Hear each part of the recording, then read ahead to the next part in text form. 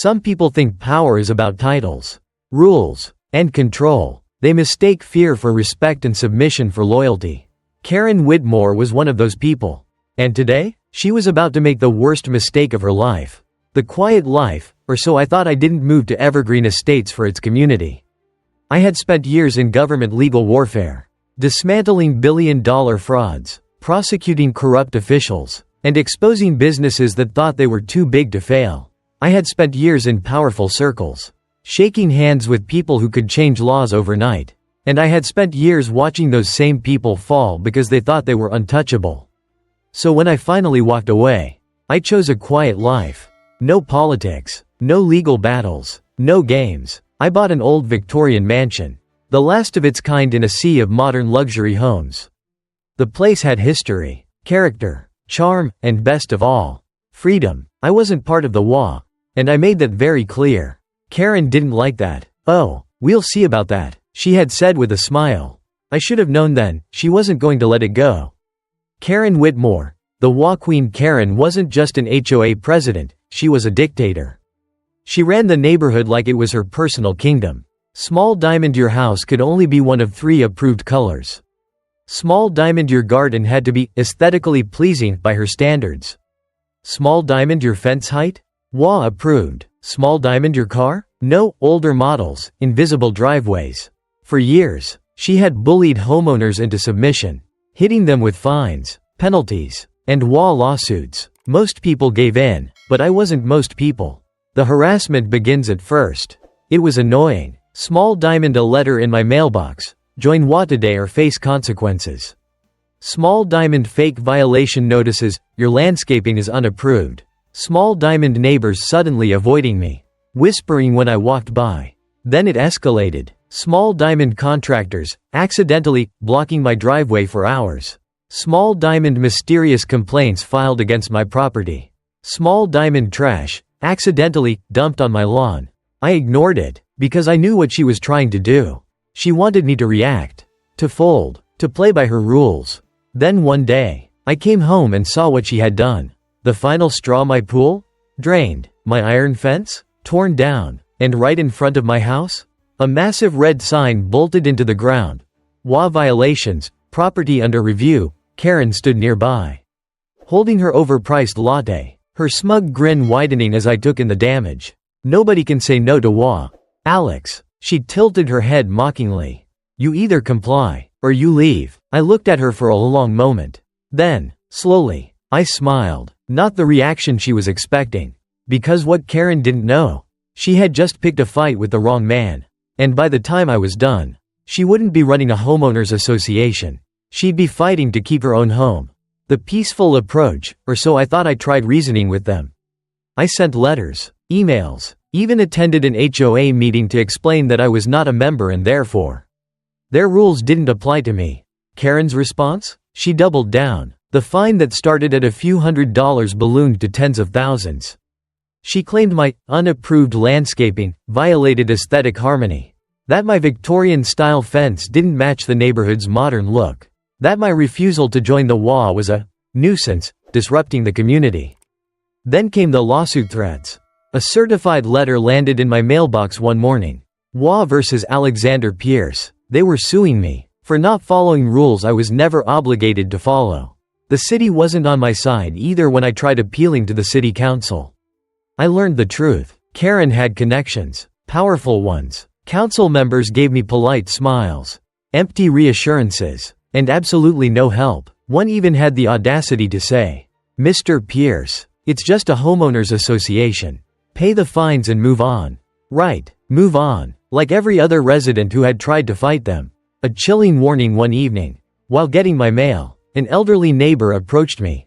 He looked around nervously before whispering, "Someone fought them before. He lost his home." I frowned. "What do you mean?" He swallowed hard. The HOA pushed fines, sued him, and when he couldn't pay, they foreclosed on his house.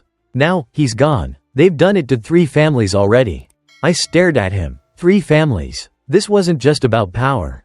This was a racket. Karen wasn't running a homeowners association. She was running a damn extortion ring. What Karen didn't know, she thought I was just another resident.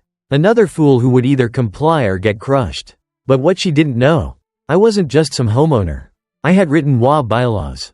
I had investigated HOA scams nationwide. I had spent years tearing apart corrupt associations exactly like hers. She thought she had the law on her side. She had no idea that I was the damn law. And now? It was time to remind her. Powerful people don't fall because someone pushes them over. They fall because of their own arrogance. Because they think they're untouchable. Karen Whitmore was about to learn just how wrong she was.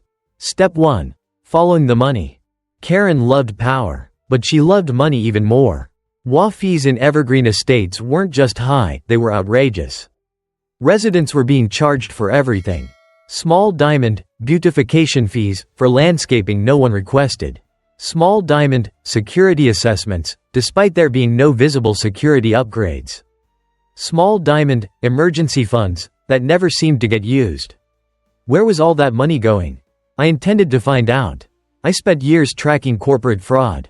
I knew how to follow financial trails. And more importantly, how to erase my own footprints while doing it. Using an old contact in forensic accounting, I infiltrated the HOA's financial system. What I found? Karen had been embezzling for years. Small diamond hundreds of thousands siphoned into private accounts. Small diamond lavish, business expenses, spa treatments. 5-star vacations. In jewelry. Small diamond unreported cash withdrawals that had no listed purpose. Karen wasn't just running a corrupt HOA. She was running a criminal operation. Step 2. Catching them in the act. The HOA board met every month in a private conference room at the clubhouse. Karen always led the meetings, acting like a CEO addressing her board of directors. No press, no recordings, just a group of power-hungry homeowners plotting how to control the neighborhood. I needed proof, so I installed hidden cameras. Small diamond one inside a decorative plant in the conference room. Small diamond another in a wall clock overlooking the table. Small diamond and a third, hidden in plain sight, inside the pen I accidentally left behind at the last meeting. What they didn't know, everything they said was being recorded. And Karen? She didn't hold back. We need to get rid of the troublemakers.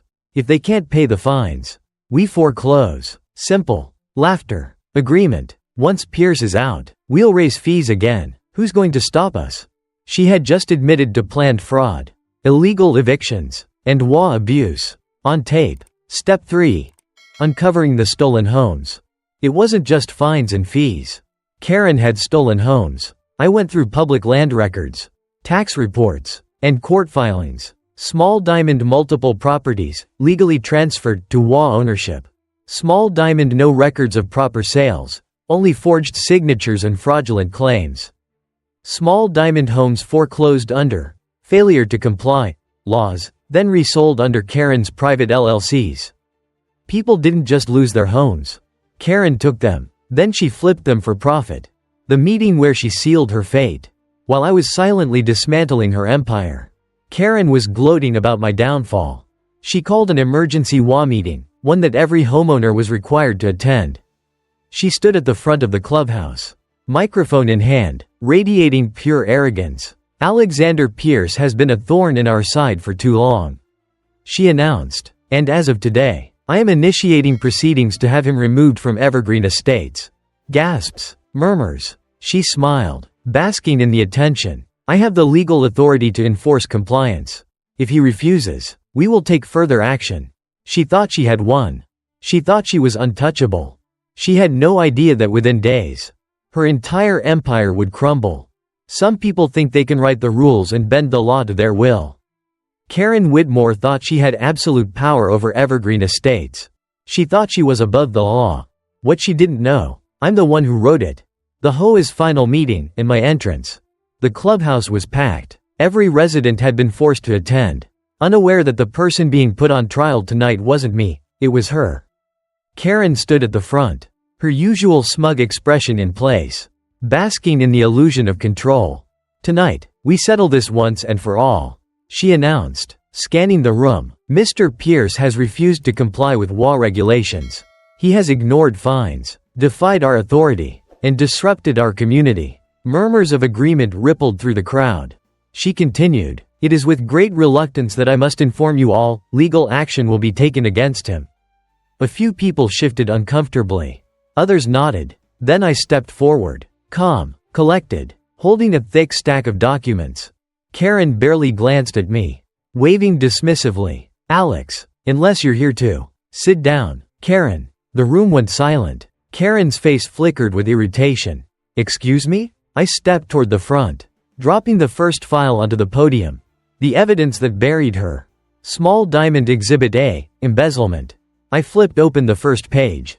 For the past 6 years, Evergreen Estates HOA has collected excessive fees under false pretenses. These funds, totaling over $800, have been siphoned into a private account under the name of Karen Whitmore. Gasps. Karen visibly tensed. That's a baseless accusation. I held up another document. This is a forensic audit of your financial records. It tracks every dollar. Should I continue? She shut her mouth. I turned the page. Small diamond Exhibit B, fraud. Multiple former residents have lost their homes under suspicious circumstances. Every single one of them was foreclosed by the HOA, with signatures that, upon review, did not match their legal owners. A few homeowners in the crowd muttered in shock. Karen gritted her teeth. Those sales were legal. No, they weren't. I interrupted. The land records were falsified. Every fraudulent signature leads back to your office. Her face paled. I wasn't done. Small diamond Exhibit C, abuse of power. I pulled out another stack of files. This contains records of HOA board meetings where you discussed unlawful evictions, increased fines on troublemakers, and targeted residents for financial ruin. Should I play the recordings? Karen froze. I smiled, because she knew. She had been caught. The final card. She tried to recover, lifting her chin. This is nonsense. Even if any of this were true, what can you do about it? This is HOA business. I pulled out my final document. Under federal law, embezzlement, fraud, and unlawful eviction are criminal offenses. I stepped forward, lowering my voice just enough for the entire room to hear. And I just called the FBI before I walked in here. Silence. Pure, absolute silence. Karen's face turned ghost white. The board members shifted uncomfortably. Then, from the back of the room, the sound of sirens. Getting closer. I leaned in just slightly, lowering my voice so only she could hear. I told you, Karen, you have no idea who you were messing with. She swallowed hard. And for the first time ever, Karen Whitmore was speechless. Powerful people never expect to fall. They believe they're untouchable, that their influence will protect them. Karen Whitmore believed that until the very last second, right up until the FBI stormed into the room. The collapse of a tyrant. The meeting room erupted into chaos. Karen shot to her feet as federal agents flooded in, their badges gleaming under the fluorescent lights. Karen Whitmore, one of them announced, "You're under arrest for fraud, embezzlement, and conspiracy to commit unlawful evictions." The color drained from her face. Wait, this is a mistake. It wasn't. Small Diamond the financial fraud? Fully documented. Small Diamond the illegal home seizures? Proven beyond a doubt. Small Diamond the recordings of her admitting to it all? Irrefutable. Two agents grabbed her by the arms, snapping metallic cuffs around her wrists. Karen struggled, trying to turn to the HOA board members for help. None of them moved. One actually took a step back. Because they knew. Karen was done. The HOA crumbles. Once their leader was in handcuffs, the rest of the board folded like cheap lawn chairs. Small Diamond their assets were frozen. Small Diamond investigations were launched. Small Diamond their iron grip over the neighborhood shattered overnight. The HOA was officially dissolved, and Evergreen Estates became what it should have always been, a self-governing neighborhood, free from Karen's dictatorship. For the first time in years, residents weren't afraid anymore. And the money she stole? Every cent was returned. The homeowners who had been forced out, they got compensation, and Karen's confiscated assets helped pay for it. She built her empire by taking from others. Now, everything she owned was being given back. A quiet victory. A few days later, the neighborhood was finally at peace. No more random fines. No more absurd restrictions. No more Karen. And I was exactly where I wanted to be. Standing in my front yard, trimming my hedge, enjoying the quiet. As I worked, a neighbor hesitantly approached. A man who had barely spoken to me before. He cleared his throat. "So, who are you really?" I set my clippers down. picked up my coffee, and took a slow sip. Then I smiled. Just a regular resident. I took another sip, letting the moment stretch. Then, finally, I added, "But I hate HOAs."